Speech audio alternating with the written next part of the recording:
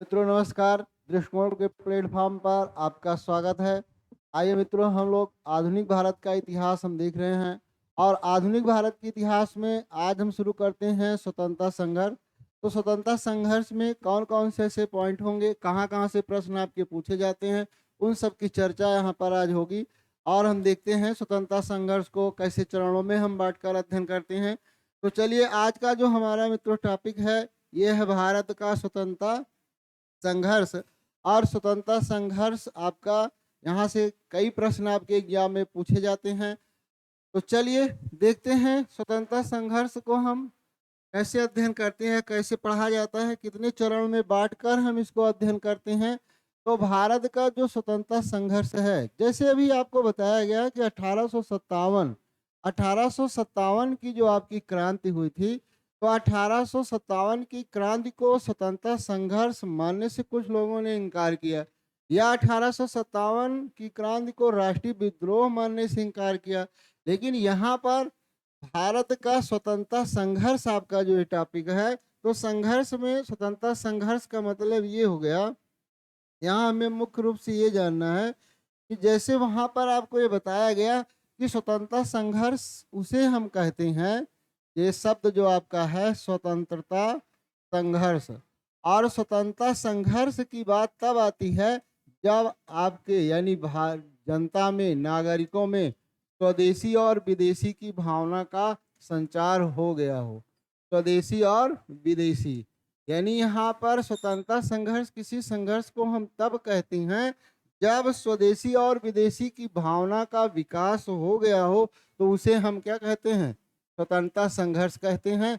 और इस समय तक, अभी इसके पहले हमने पढ़ा सामाजिक धार्मिक सुधार आंदोलन, और इस समय तक भारत के नागरिकों में स्वदेशी और विदेशी की भावना का विकास हो चुका था। इसलिए इसे स्वतंत्रता संघर्ष कहने में हमें कोई दिक्कत नहीं है, क्योंकि अब भारत की जनता स्वदेशी और विदेशी दो शासन को आसानी से क्या कर रही थी, समझ रही थी।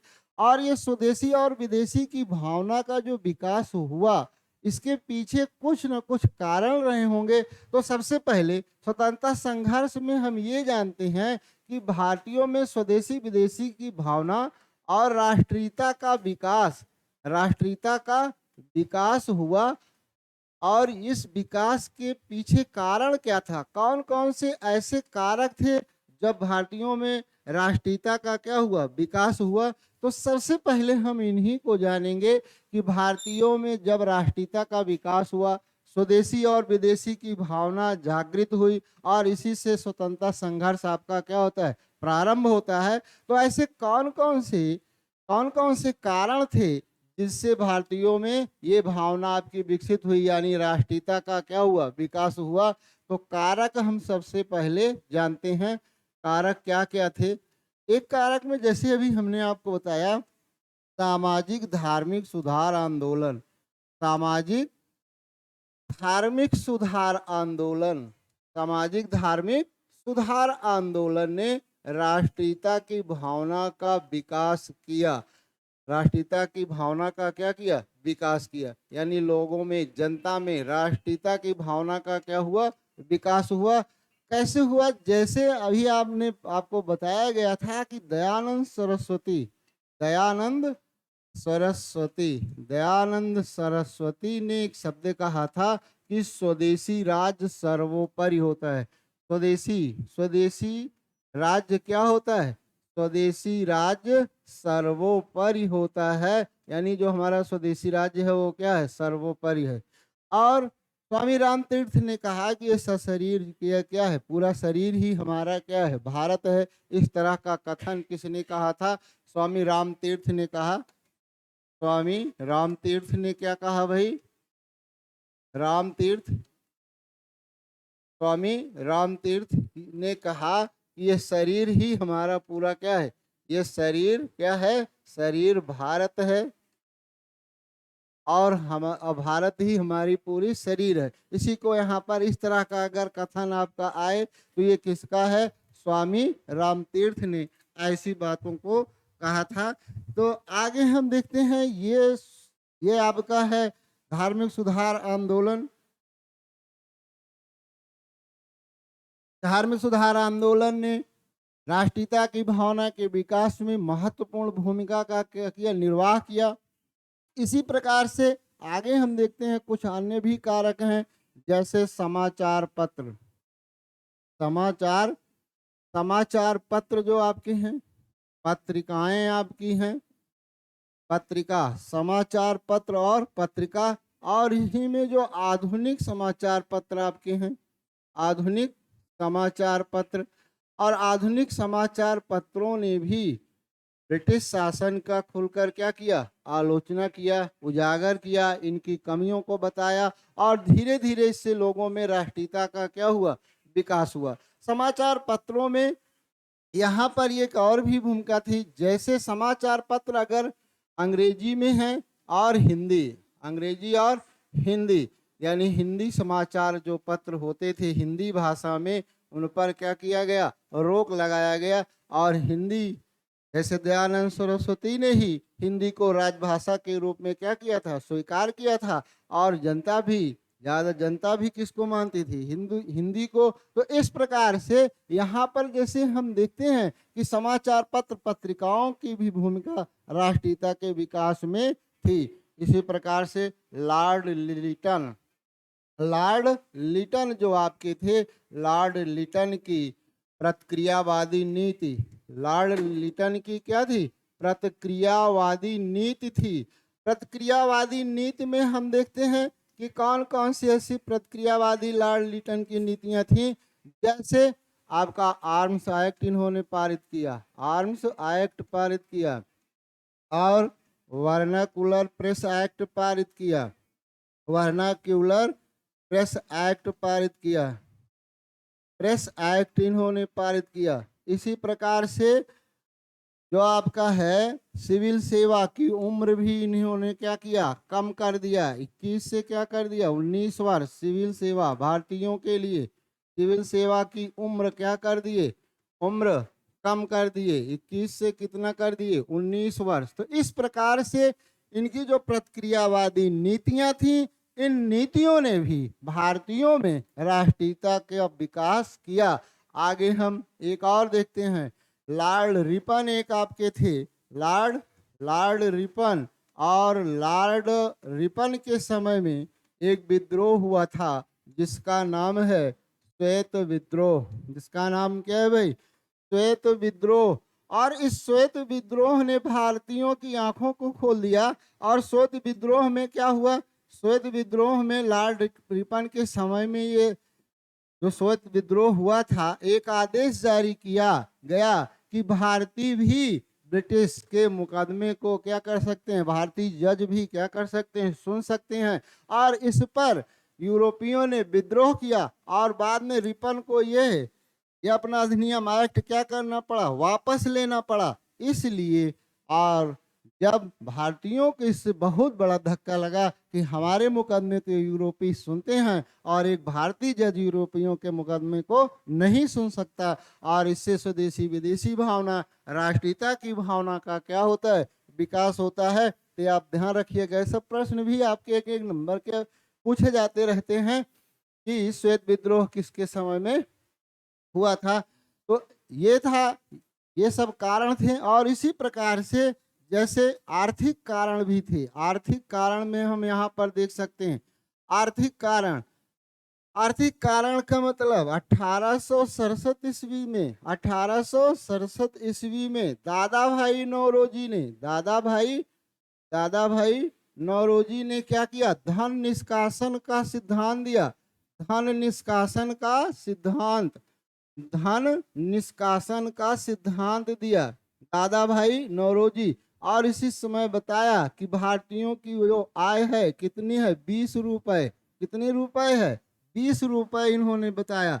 और इससे भी ये कारण भी था जिसके कारण भारतीयों में चेतना का क्या हुआ, विकास हुआ। तो आर्थिक कारण, इसी प्रकार से सामाजिक भी कारण, राजनीतिक कारण, उच्च पद पर भारतीयों को न रखना, उच्च पदों पर भारतीयों को न रखना, दम भरे स्वर में, जैसे अभी आपको बताया गया था कि अपने क्लबों में भारतीयों को अपमानित करना, कि भारतीय और कुत्तों का प्रवेश क्या है, वर्जित है।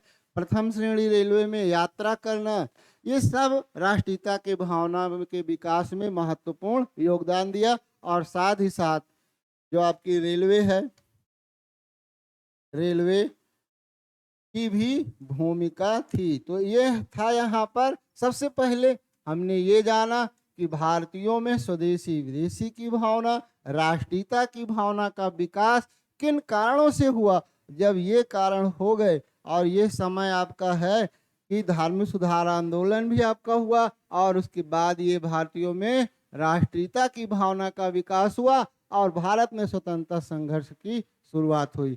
आगे हम देखते हैं इसी प्रकार से। अब आगे बढ़ते हैं। अगला जब बात आती है स्वतंत्रता संघर्ष की, स्वतंत्रता संघर्ष की, तो स्वतंत्रता संघर्ष को हम 3 चरणों में बांटकर अध्ययन करते हैं। कितने चरण में? 3 चरण में बांटकर अध्ययन करते हैं। ये 3 चरण आपके कौन कौन से हैं? प्रथम चरण जो आपका शुरू होता है, प्रथम चरण आपका है 1885 से ईस्वी से 1905 ईस्वी, 1905 ईस्वी। इसी प्रकार से आपका जो द्वितीय चरण है, आपका द्वितीय चरण, दूसरा चरण जो आपका है, तो दूसरा चरण आपका 1905 ईस्वी से ये आपका 1919 ईस्वी तक, 1919 ईस्वी। और जो तीसरा चरण है, तीसरा जो आपका चरण है, तीसरा चरण आपका शुरू होता है 1919 ईस्वी से 1947 ईस्वी, 1919 ईस्वी से 1947 ईस्वी। और स्वतंत्रता संघर्ष को हम 3 चरणों में बांटकर अध्ययन करते हैं।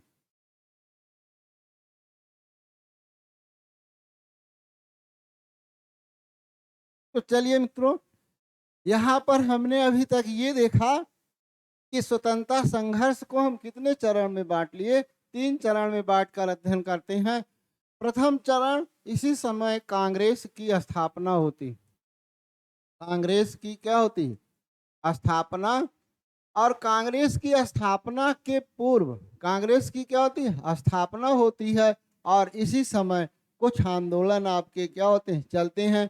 बंगाल विभाजन होता है और स्वदेशी और बहिष्कार आंदोलन प्रारंभ होता है। यहाँ तक कि अगर हम बात किए करते हैं, तो ये जो प्रथम चरण आपका है, प्रथम चरण को हम उदारवादी युग भी कहते हैं। क्या कहते हैं? उदारवादी, उदारवादी। द्वितीय चरण में कांग्रेस की स्थापना हो गई है, स्वदेशी बहिष्कार आंदोलन भी आपका हो गया और इसी समय में कुछ आपके क्रांतिकारी भी आंदोलन होते हैं। और द्वितीय चरण में जो उद्देश्य यहाँ पर इनका होता है, ये आपका होता है स्वराज। क्या होता है? स्वराज। तीसरे चरण में ये आपका डोमेनियन स्टेट आपका, जिसे हम कहते हैं अधिराज्य, अधिराज्य आपका, अधिराज्य प्राप्त करना। और साथ ही साथ क्या करना? अधिराज्य और स्वतंत्रता की बात यहाँ पर होती है कि तृतीय चरण में आपका आते आते हम क्या करते हैं? पहले द्वितीय चरण में स्वराज की बात कि अपना एक क्या हो? राज्य हो। तृतीय चरण में मांग करते हैं कि डोमेनियन स्टेट यानी अधिराज्य मिलना चाहिए और हमें स्वराज्य आपका यानी अपना एक क्या हो? राज्य हो। स्वतंत्रता की भावना यहाँ पर तृतीय चरण में हमें प्राप्त होती है। कहने का मतलब है कि तृतीय चरण में भारतीय जो भी आपके थे वो स्वतंत्रता चाहते थे। तो आगे यहाँ पर हम 3 चरणों में जो बांटकर अध्ययन करते हैं, यहाँ तक उद्देश्य भी आपका स्पष्ट नहीं था। द्वितीय चरण में उद्देश्य आपका स्पष्ट हुआ, स्वराज मांग लिए। और तृतीय चरण में अधिराज्य और स्वतंत्रता की मांग करते हैं। आइए इसी में एक चरण जो आपका प्रथम चरण है, प्रथम चरण की अगर हम बात करें, और प्रथम चरण आपका जो 1885 से शुरू होता है और 1905 ईस्वी तक, तो और कांग्रेस की क्या होती है? स्थापना होती है।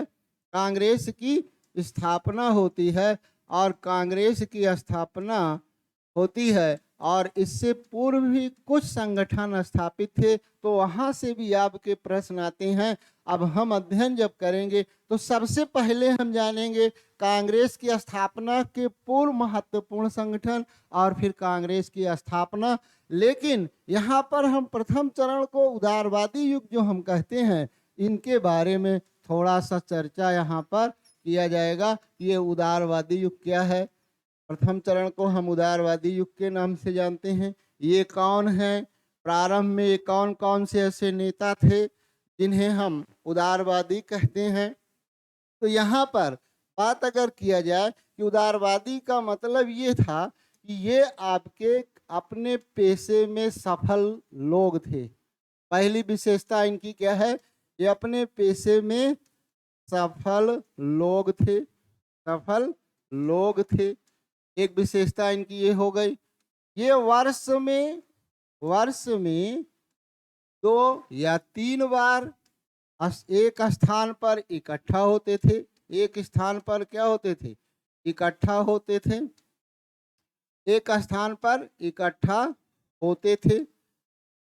इन्हीं को उदारवादी कहा गया। कौन थे ऐसे व्यक्ति, ऐसे नेता जो अपने पेशे में, कोई वकील, कोई डॉक्टर, कोई इंजीनियर, अपने पेशे में सफल थे। वर्ष में 2-3 बार किसी स्थान पर क्या होते थे? इकट्ठा होते थे और राष्ट्र की हित से संबंधित बातों को ब्रिटिश सरकार के सामने रखते थे। तो ये थे उदारवादी और ये अपने पेशे में सफल लोग थे। 2-3 बार वर्ष में ये क्या होते थे? इकट्ठा होते थे। आगे और अपनी बातों को, अगला बिंदु यहाँ पर क्या बनेगा? अपनी बातों को प्रतिवेदन द्वारा, प्रतिवेदन, सूचना पत्र द्वारा, सूचना पत्र द्वारा सरकार के सामने क्या करते थे? सरकार के सामने रखते थे, सरकार के सामने रखते थे। ये था आपका, ये अपने पेशे में सफल लोग थे। वर्ष में 2 से 3 बार एक स्थान पर इकट्ठा होते थे। अपनी बातों को प्रतिवेदन, सूचना पत्र आदि के द्वारा सरकार के सामने रखते थे। अगली विशेषता क्या है? इन्हें अंग्रेजों की न्यायप्रियता में विश्वास था। इन्हें अंग्रेजों की न्यायप्रियता में विश्वास था। अंग्रेजों की न्यायप्रियता में क्या था? विश्वास था। न्यायप्रियता में विश्वास था। इनका मानना था कि कुछ मुट्ठी भर लोग हैं जो शोषण का कारण है, जो भारत की दुर्गति का कारण मात्र मुट्ठी भर कुछ अंग्रेज हैं और इन्हें अंग्रेजों की न्यायप्रियता में क्या था? विश्वास था। ये जो है अगली विशेषता क्या है? ये क्रमिक सुधार में विश्वास रखते थे। बिंदु हैं सब ये महत्वपूर्ण जो प्रश्न आपके आते हैं। क्रमिक सुधार में विश्वास रखते थे, क्रमिक सुधार में विश्वास रखते थे, द्रुत परिवर्तन में नहीं, द्रुत परिवर्तन में नहीं। जैसे आपका क्रांतिकारी या उग्रवादी हम जिन्हें कहते हैं, ये द्रुत परिवर्तन चाहते थे। ये द्रुत परिवर्तन में नहीं, ये क्रमिक सुधार में विश्वास रखते थे कि धीरे धीरे जैसे जैसे ये बहुत न्यायप्रिय हैं और धीरे धीरे हमको रियायतें देते जाएंगे, धीरे धीरे हमारे साथ ये सही व्यवहार करेंगे। तो इस प्रकार से क्रमिक सुधार में विश्वास करते थे। ये द्रुत परिवर्तन में विश्वास नहीं करते थे। इनका मानना था कि द्रुत परिवर्तन नहीं हो सकता। दूसरा, इनका यह भी विश्वास था कि भारतीय जनता में अभी वो शक्ति ही नहीं है कि जो शासन चलाने में क्या हो? सक्षम हो, शासन चलाने में सक्षम हो। इनको यह विश्वास नहीं था। तो आगे यहाँ पर हमने देखा ये सब उदारवादी, और उदारवादी नेता में जैसे आपके हैं दादा भाई नौरोजी हैं, दादा भाई क्या हैं? नौरोजी हैं,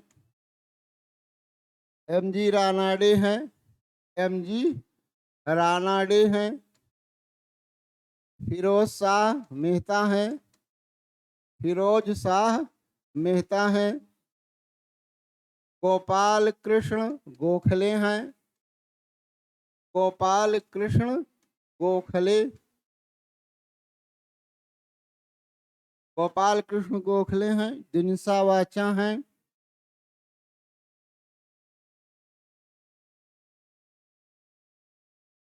ये सभी आपके क्या हैं, ये सभी आपके उदारवादी क्या हैं, नेता हैं, महत्वपूर्ण नेता हैं, जिन्हें इस तरह से क्या था, विश्वास था, अंग्रेजों की न्यायप्रियता में विश्वास था, भारतीय जनता में इन्हें अभी ये था कि इन्हें स्वदेशी विदेशी जैसी कोई अभी भावना बहुत विकसित नहीं हो पाई है, ये शासन चलाने में अभी सक्षम नहीं है।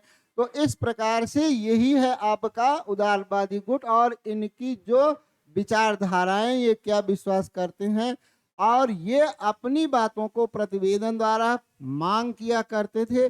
और इन्हीं का परिणाम है कि 1892 ईस्वी में भारत शासन जो अधिनियम जब पारित हुआ था, तो इसी भारत शासन अधिनियम को उदारवादियों ने मैग्ना कार्टा की संज्ञा दी। जो प्रश्न आपसे क्या है पूछा जाता है कि किस अधिनियम को उदारवादियों ने मैग्ना कार्टा की संज्ञा दी थी, तो आपको बताया गया कि उदारवादी ये मांग क्या करते थे। अगर मांग की बात किया जाए कि कौन कौन मांगे ब्रिटिश सरकार के सामने रखे, कि जैसे यहाँ पर किया गया कि भूमि कर को कम किया जाए, भूमि कर को क्या किया जाए, कम किया जाए, भूमि कर को कम किया जाए। दूसरा इन्होंने क्या कहा कि भाई विधान मंडल में या विधान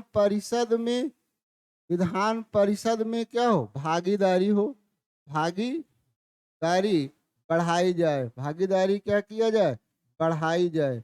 तो इस प्रकार से ये इनकी क्या थी, मांगे थी। जैसे हम वहां पर पहुंचेंगे तो अपने हित से संबंधित बातों को सरकार के सामने रखेंगे। तो इस प्रकार से अनेक इनकी क्या थी, मांगे थी। इन मांगों को किसके माध्यम से रखते थे, प्रतिवेदन के माध्यम, एक पत्र के माध्यम से सरकार के सामने रखा करते थे।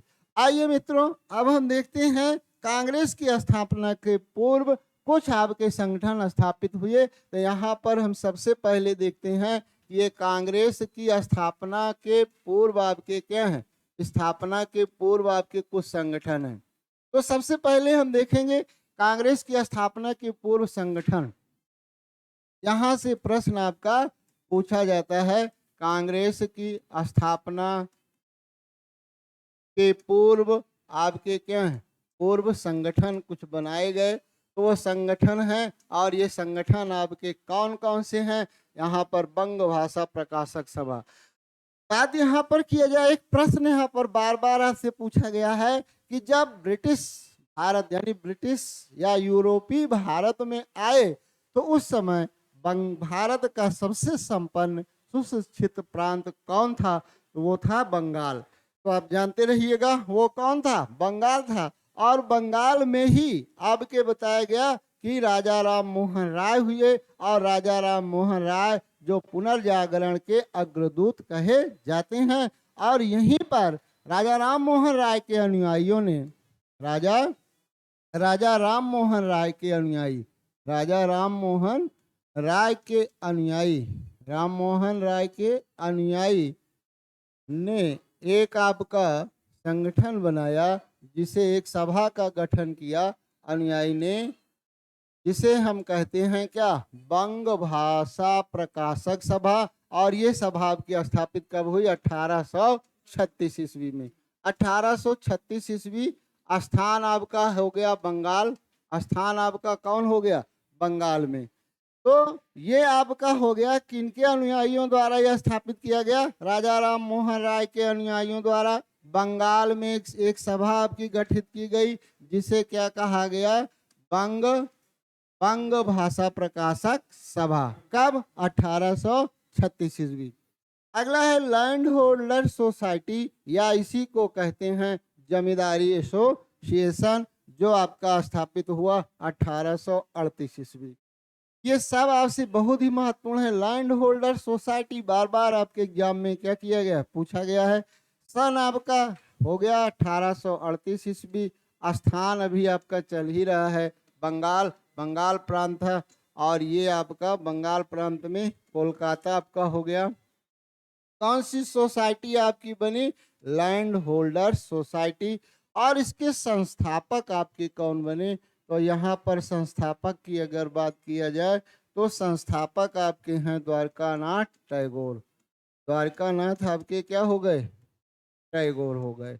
तो ये आप ध्यान दीजिएगा कि यहाँ पर संस्थापक आपके कौन होते हैं। संस्थापक यहाँ पर आपके होते हैं द्वारकानाथ टैगोर, और बाद में होते हैं प्रसन्न कुमार ठाकुर। इससे जुड़ते कौन हैं? प्रसन्न कुमार ठाकुर। प्रसन्न कुमार कौन हो गए भाई? ठाकुर। ये जमींदारों के हित से संबंधित ये आपका एसोसिएशन था। किसके हित से? जमींदार के हित से संबंधित ये आपका क्या था? संगठन था। आइए मित्रों, इसी प्रकार से हम देखते हैं अगला जो हमारा है Bengal British India Society. Bengal British India Society 1843 ईस्वी। सन आपका ये है दिया गया 1843 ईस्वी। स्थान आपका नाम ही है, स्थान आपका कौन सा हो गया? बंगाल हो गया। तो बंगाल ब्रिटिश इंडिया सोसाइटी, और यहाँ पर जो आपके हैं जॉर्ज थॉमसन। जॉर्ज थॉमसन आपके होंगे, और जॉर्ज थॉमसन इसके क्या हैं? संस्थापक हैं। जॉर्ज थॉमसन आपके क्या हैं? संस्थापक हैं। और बाद में इसमें जुड़ते हैं कौन? प्यारी चंद्र। प्यारी चंद्र। तो ये हो गया आपका बंगाल ब्रिटिश इंडिया सोसाइटी, जिसमें यहाँ पर आपको ध्यान रखना है ये बार बार आपसे क्या किया गया है? लैंड होल्डर सोसाइटी या जमींदारी जो एसोसिएशन है, ये आपसे बार बार एग्जाम में पूछा गया है और लगातार आपसे ये पूछा जाता है। चलिए आइए मित्रों, इसी प्रकार से हम बढ़ते हैं। ब्रिटिश इंडियन एसोसिएशन आपका है। ब्रिटिश इंडियन एसोसिएशन जो आपका बनता है 1851 ईस्वी। स्थान ये भी आपका क्या है? बंगाल है। स्थान आपका कहाँ है? बंगाल है। और इसके संस्थापक जो आपके हैं, संस्थापक हैं राधाकांत देव। राधाकांत देव। राधाकांत देव ने ब्रिटिश इंडियन एसोसिएशन की क्या किया था? स्थापना किया था। और land holder society, land holder society का इसमें क्या कर दिया गया? विलय कर दिया गया। एक प्रश्न आप ये भी जानते रहिएगा कि लैंड होल्डर सोसाइटी का विलय आपका किसमें किया गया? Land holder society, land holders society आपकी जो बनी ये है आपकी, और इसका विलय आपका कहाँ पर हो गया? विलय हो गया आपका, विलय हुआ ब्रिटिश इंडियन एसोसिएशन में, विलय कर दिया गया। ये सभी जो आपके संगठन हैं ये ज्यादातर आपके जमींदारों की सुरक्षा से संबंधित आपके क्या हैं? जमींदार की सुरक्षा से संबंधित आपके क्या हैं? ये संगठन है, सुरक्षा से संबंधित। तो आइए मित्रों, इसी प्रकार से हम आगे बढ़ते हैं। अगला है Indian league. Indian league 1875। Indian league 1875 ईस्वी। शिशिर कुमार घोष। शिशिर कुमार, ये भी यहाँ पर महत्वपूर्ण है। शिशिर कुमार कौन हो गए? शिशिर कुमार घोष। और शिशिर कुमार घोष ने क्या किया? 1875 में क्या किया? एक स्थापना किया जिसे हम क्या कहते हैं? Indian league. अगर इसकी भी बात किया जाए ये भी आपका क्या कहाँ पर होगा? कोलकाता में। इसका मुख्य उद्देश्य यहाँ पर जानना है कि ये मुख्य उद्देश्य इसका क्या था। अगर उद्देश्य की बात किया जाए तो उद्देश्य की बात यह है कि लोगों में राष्ट्रीयता की भावना का क्या करना? प्रसार करना। लोगों में राष्ट्रीयता की भावना का, लोगों में या लोगों को जागरूक करना। लोगों को क्या करना? जागरूक करना। और साथ ही साथ हम क्या कहेंगे कि राष्ट्रीयता की भावना का विकास करना। राष्ट्रीयता की भावना को क्या करना? विकसित करना। भावना को विकसित करना। तो इस प्रकार से ये इसका क्या था? उद्देश्य था। किसका? Indian league. और इंडियन लीग के आपके कौन हैं? शिशिर कुमार घोष। शिशिर कुमार, शिशिर कुमार नहीं लिखा गया, ये यहाँ पर सही कर लो भाई। शिशिर कुमार आपके क्या होंगे? घोष होंगे। आइए देखते हैं शिशिर कुमार घोष को। शिशिर कुमार घोष। तो चलिए मित्रों, ये आपके हो गए। अगला एक और है Kolkata students association students association 1875, Anand Mohan Bose. इसके संस्थापक आपके कौन हो गए? आनंद मोहन बोस। आनंद मोहन, आनंद मोहन बोस। बाद में इससे जुड़े, बाद में कौन जुड़ते हैं भाई? बाद में सुरेंद्र नाथ बनर्जी, सुरेंद्र नाथ बनर्जी। और यहीं पर सुरेंद्र नाथ बनर्जी जुड़े, बाद में सुरेंद्र नाथ बनर्जी जुड़ गए, जुड़ गए। और क्या यहाँ पर विशेषता हो गई? जब ये जुड़ गए तो छात्रों ने इन्हें बेताज बादशाह कहा। छात्रों ने इन्हें एक उपाधि दिया, बेताज बादशाह। ये पूछा जाता है, बेताज बादशाह बाल गंगाधर तिलक कांग्रेस के दृष्टि से बिना ताज के ही बादशाह। दूसरा, छात्रों ने किसे बेताज बादशाह कहा? तो बेताज बादशाह सुरेंद्र नाथ बनर्जी को छात्रों ने कहा। कांग्रेस के एक बार भी अध्यक्ष नहीं बने, बाल गंगाधर तिलक, इन्हें भी क्या कहा जाता है? बेताज बादशाह। तो यहाँ पर कोलकाता स्टूडेंट एसोसिएशन से, जिसके संस्थापक आपके आनंद मोहन बोस हैं और बाद में जुड़ते हैं सुरेंद्र नाथ बनर्जी, और यहीं पर छात्रों द्वारा इन्हें क्या कहा गया? बेताज बादशाह कहा गया, बेताज बादशाह कहा गया। तो आइए मित्रों, ये सब कांग्रेस की स्थापना के पूर्व महत्वपूर्ण संगठन है जो आपके एग्जाम में हमेशा क्या होते हैं? पूछे जाते हैं। तो चलिए, इंडियन लीग यहाँ पर जो सबसे ज्यादा पूछा गया, इंडियन लीग, यहाँ ब्रिटिश इंडियन एसोसिएशन, ये सब महत्वपूर्ण है। आगे बढ़ते हैं, अगला है आपका इंडियन एसोसिएशन 1876 ईस्वी।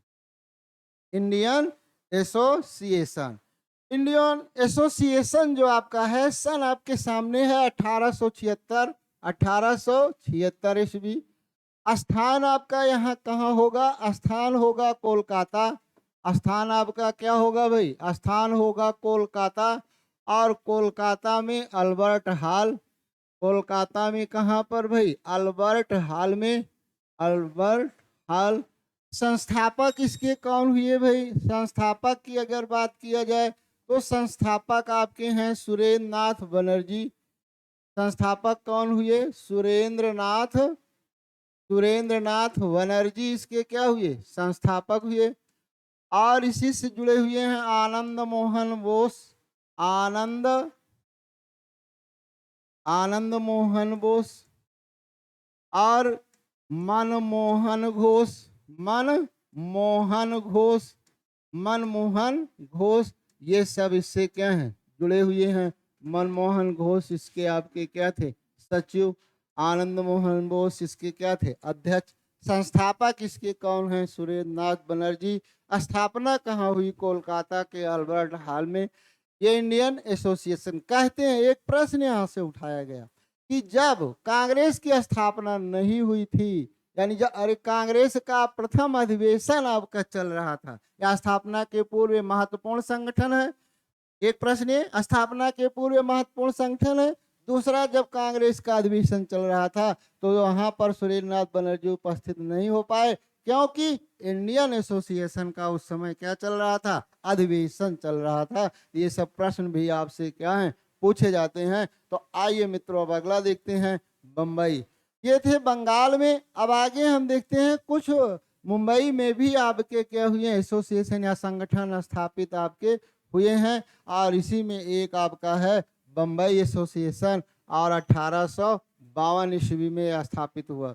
स्थान तो अभी आपने देखा, स्थान आपका क्या होगा? मुंबई ही होगा।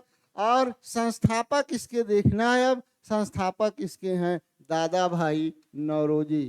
संस्थापक कौन हो गए? दादा भाई नौरोजी। संस्थापक कौन है भाई? दादा भाई नौरोजी हो गए। समय 1852 आपका लिखा ही गया है। स्थान आपका मुंबई है ही है। स्थान कौन है? मुंबई है। इसी प्रकार से अगला जो आपका संगठन, बम्बई प्रेसिडेंसी एसोसिएशन 1885। संस्थापक आपके इस यहाँ पर कौन होंगे? संस्थापक कौन होंगे भाई? तो संस्थापक में यहाँ पर फिरोज शाह मेहता। बम्बई प्रेसिडेंसी एसोसिएशन फिरोज शाह मेहता, फिरोज शाह मेहता हो गए। बदरुद्दीन तैयबजी हो गए आपके, बदरुद्दीन तैयबजी। ये सब यहाँ पर किससे जुड़े हुए हैं? बम्बई प्रेसिडेंसी एसोसिएशन से। और बाद में इसी से जमशेद जीजी भाई भी जुड़ गए। कौन जुड़ गए? जमशेद जीजी भाई, जमशेद जीजी जीजी भाई, ये हो गए आपके भाई। ये कौन सा हो गया? Bombay presidency association. चलिए मित्रों, इसी प्रकार से हम आगे बढ़ते हैं। अगला है पूना सार्वजनिक सभा। अब मुंबई की बात हो रही, पूना सार्वजनिक सभा कई बार एग्जाम में आपका आ चुका है। ये आपका है 1870। पूना आपका पुणे महाराष्ट्र, आज भी आपका है पूना सार्वजनिक सभा। संस्थापक हैं एमजी रानाडे। संस्थापक इसके कौन है? संस्थापक अगर पूछा जाए तो संस्थापक हैं एम जी रानाडे। महादेव गोविंद रानाडे, जिन्हें महाराष्ट्र का सुकरात भी कहा जाता है। इन्हें क्या कहा जाता है? महाराष्ट्र का सुकरात। महाराष्ट्र के ये क्या है? सुकरात कहे जाते हैं। एमजी रानाडे। पूना सार्वजनिक सभा 1870 संस्थापक एमजी रानाडे हैं। और आगे हम देखते हैं उद्देश्य अपने अधिकारों को सरकार से प्राप्त करना ही इसका क्या है? उद्देश्य है। जो हमारा अधिकार है सरकार उसे हमें दे, यानी अपने जो अधिकार को सरकार से प्राप्त करना। जो अपने अधिकार हैं, जो भारतीय जनता के अधिकार हैं, अपने अधिकार हैं, सरकार से प्राप्त करना इसका क्या है? उद्देश्य है, सरकार से प्राप्त करना। तो इस प्रकार से ये हमने देखा कि ये पूना सार्वजनिक सभा है। Madras native association 1852। ये आपका कौन सा है भाई? Madras native association. और एम वीर राघवाचारी, एम वीर राघवाचारी इसके आपके क्या हैं? संस्थापक। एम वीर राघवाचारी इसके क्या हो गए भाई? संस्थापक। ये हो गया आपका एम वीर राघवाचारी संस्थापक। इसी प्रकार से ब्रिटेन, भारत से बाहर लंदन में भी India society, east India association. India society और ईस्ट इंडिया एसोसिएशन दोनों की बात कर लिया जाए तो दोनों के आपके संस्थापक कौन होंगे? संस्थापक हैं आपके दादा भाई नौरोजी, दादा भाई नौरोजी। यहाँ से एक बहुत महत्वपूर्ण कई बार प्रश्न आपसे पूछा गया, भारत से बाहर पहली बार संगठन स्थापित किए दादा भाई नौरोजी आपके हैं। और यहाँ पर ये प्रश्न आपसे पूछा गया तो ईस्ट इंडिया एसोसिएशन इसमें कई बार पूछा गया। 1866 ईस्वी लंदन किसने स्थापित किया? दादा भाई नौरोजी ने स्थापित किया, जिन्हें grand old man of India के नाम से जाना जाता है। तो ये हो गया भाई आपका कांग्रेस की स्थापना के पूर्व महत्वपूर्ण संगठन। और अब आगे आते हैं हम भारतीय राष्ट्रीय कांग्रेस। चलिए भाई, भारतीय राष्ट्रीय कांग्रेस, जैसा कि अभी हमने ये देखा कि 1867, 68, 58, ये 51, 70 यहाँ तक अनेक संगठन भी आपके बन गए थे। धीरे धीरे भारतीय अपनी मांगों को सरकार के सामने रखते थे। और इसी समय एक मौका आता है कोलकाता में दीक्षांत समारोह का। दीक्षांत समारोह का जो मौका आता है, उस दीक्षांत समारोह में एलन ऑक्टेवियन ह्यूम ने एक बात कही, और वो बात शायद आप जानते होंगे। उन्होंने कहा था कि बिखरे हुए व्यक्ति किसी कार्य को करने में सक्षम नहीं होते, बिना संगठन के कोई कार्य नहीं हो सकता। जैसे आप कहते हैं एक लकड़ी और मुट्ठी भर लकड़ी, एक लकड़ी तोड़ना आसान है, लेकिन अगर उसी का गट्ठर बना दिया गया तो उसको तोड़ना क्या हो जाता है? कठिन। तो यही आपकी प्रेरणा मिलती है। और इसी समय ह्यूम मिलते हैं शिमला में लॉर्ड डफरिन से। किससे मिलते हैं? शिमला में लॉर्ड डफरिन से। और लॉर्ड डफरिन को समझाने में सफल होते हैं कि भारतीयों को राष्ट्रीय स्तर पर एक संगठन आपको स्थापित कर देना चाहिए, जो ये क्रांति की धारा को क्या करे, अवरोध का काम करे। यानी ये संगठन होगा तो संगठन से जुड़े हुए और ये क्या करेंगे, हमारी जो स्वतंत्रता की मांग या जो क्रांति आपकी आगे आ रही है, इसमें ये क्या करेंगे, अवरोध का काम करेंगे। और इसी से प्रभावित होकर लॉर्ड डफरिन ने, यानी इनकी बातों से डफरिन प्रभावित हुए और लॉर्ड डफरिन ने एक संगठन बनाने की बात या अनुमति दी और उस समय ये बना आपका भारतीय राष्ट्रीय संघ। भारतीय राष्ट्रीय संघ बनता है। भारतीय राष्ट्रीय संघ आपका बन गया भारतीय राष्ट्रीय संघ। और भारतीय राष्ट्रीय संघ ही बाद में ये दिसंबर 1885 ईस्वी में, दिसंबर 1885 ईस्वी में किस नाम से जाना गया, भारतीय राष्ट्रीय कांग्रेस। भारतीय राष्ट्रीय कांग्रेस, भारतीय राष्ट्रीय कांग्रेस। तो भारतीय राष्ट्रीय कांग्रेस आपका हुआ कब, दिसंबर 1885। यही इसकी आपकी क्या है, स्थापना। स्थापना की बात किया जाए तो स्थापना आपकी 28 दिसंबर 1885 किस नाम से जाना गया, भारतीय राष्ट्रीय कांग्रेस। पहले किस नाम से जाना गया था, भारतीय राष्ट्रीय संघ। किसके सुझाव पर ये बना आपका भारतीय राष्ट्रीय कांग्रेस? अगर सुझाव आपसे पूछा जाए तो सुझाव आपका था दादा भाई नौरोजी का। दादा भाई नौरोजी। और दादा भाई नौरोजी के सुझाव पर, नौरोजी के सुझाव पर इसका नाम क्या रख दिया गया, भारतीय राष्ट्रीय कांग्रेस। पहले क्या था, भारतीय राष्ट्रीय संघ। तो यहाँ पर प्रेरणा, इस संगठन की प्रेरणा किसने दिया, तो प्रेरणा की अगर बात किया जाए तो प्रेरणा ए ह्यूम से मिली। प्रेरणा किससे मिली भाई, प्रेरणा मिली ए ओ ह्यूम, ए ओ ह्यूम से प्रेरणा मिली। और यही भारतीय राष्ट्रीय कांग्रेस के क्या माने जाते हैं, संस्थापक। बात अगर संस्थापक की किया जाए तो संस्थापक ए ओ ह्यूम माने जाते हैं। ए ओ ह्यूम। यहाँ पर ये जानते रहिएगा कि ए ओ ह्यूम ने ही प्रेरित किया। डफरिन से मिले, कहाँ मिले, शिमला में मिले। डफरिन को मनाने में क्या हुए, सफल हुए, समझाने में सफल हुए। और ए ओ ह्यूम इसके क्या माने गए, संस्थापक। और ये भारतीय राष्ट्रीय कांग्रेस के अधिवेशन 1912 ईस्वी में, 1912 ईस्वी में ए ओ ह्यूम को जन्मदाता माना गया। जन्मदाता कब माना गया, ध्यान रखिएगा, तो जन्मदाता माना गया 1912 ईस्वी। भारतीय राष्ट्रीय कांग्रेस के अधिवेशन 1912 में ए यू ह्यूम को कांग्रेस का जन्मदाता या हम कह लें जनक स्वीकार किया गया। तो ये था आपका भाई संस्थापक ए यू ह्यूम हो गए। 28 दिसंबर 1885 भारतीय राष्ट्रीय कांग्रेस।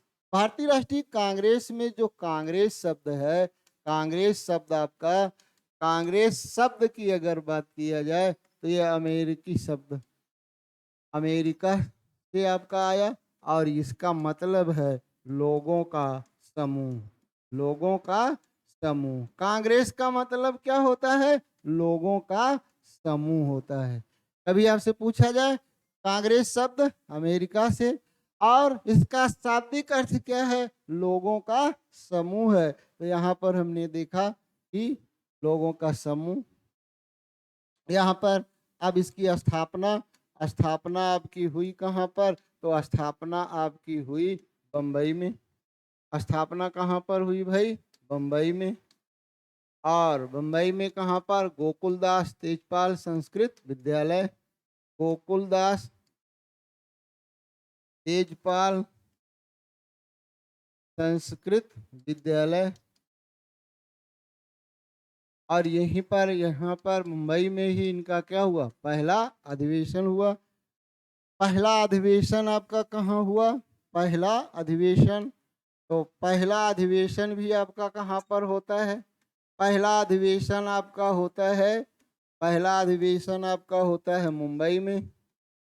मुंबई में। प्रतिनिधि तक भी यहाँ पर आपका पूछता है, कितने प्रतिनिधि यानी यहाँ पर थे, प्रतिनिधि आपके थे 72। सर्वाधिक किस प्रांत से, तो सर्वाधिक अगर आपसे पूछा जाए तो सर्वाधिक आपके थे मद्रास से। सर्वाधिक कहाँ के प्रतिनिधि थे, मद्रास के।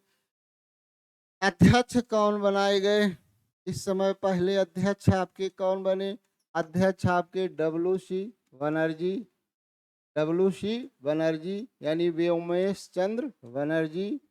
व्योमेश चंद्र क्या है, व्योमेश चंद्र बनर्जी इसके पहले क्या बने, अध्यक्ष बने। तो इस प्रकार से सचिव आपके हो गए ए.ओ. ह्यूम। पहले अधिवेशन के आपके सचिव कौन थे, सचिव आपके बने ए.ओ. ह्यूम। अब ए.ओ. ह्यूम के बारे में कुछ आपका है, जैसे दीक्षांत समारोह में इन्होंने प्रेरणा दिया और भारतीय राष्ट्रीय कांग्रेस की क्या हुई, स्थापना हुई। इन्हीं पर लाला लाजपत राय का एक कथन है। लाला लाजपत राय ने कहा कि ए.ओ. ह्यूम का हृदय भारत की दशा पर क्या है, रोता है। कई इसमें आपके प्रश्न आपके ऐसे पूछे जाते हैं। चलिए, किसने कहा भाई, लाला लाजपत राय ने कहा। लाला लाजपत राय, लाला लाजपत राय ने क्या कहा ए.ओ. ह्यूम के बारे में, और ए.ओ. ह्यूम के बारे में इन्होंने कहा कि इनका हृदय भारत की दुर्दशा पर क्या है, रोता है। भारत की दुर्दशा पर रोता है, दुर्दशा पर रोता है। तो ये हो गया आपका किसका कथन है, लाला लाजपत राय का है।